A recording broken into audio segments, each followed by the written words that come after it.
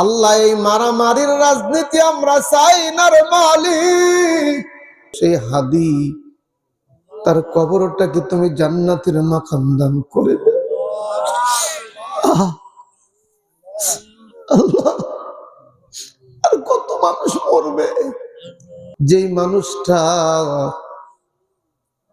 সন্তানকে ইতিম বানায়া দিল একমাত্র হক পথে থাকার কারণে, যেই মানুষটা বিবিকে বেদবা করে দুনিয়া ছেড়ে চলে গেল, সেই হাদি তার কবরটাকে তুমি জান্নাতের মাকাম দান করে দাও। আল্লাহ, আর কত মানুষ মরবে? আল্লাহ এই মারামারির রাজনীতি আমরা চাই না রে মালিক। প্রত্যেকটি মানুষের মধ্যে হেদায়েত দিয়ে দাও। আমার হাদি ভাইকে তুমি কবুল করে নাও।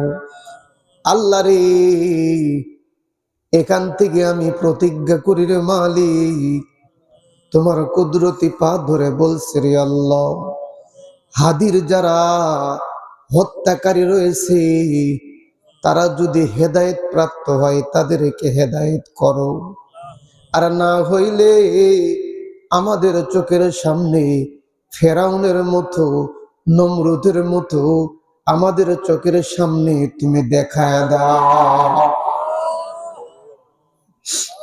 আল্লাহ, ওই ছোট বাচ্চাকে, ছোট বাচ্চারা কাক আব্বা বলে ডাকবে,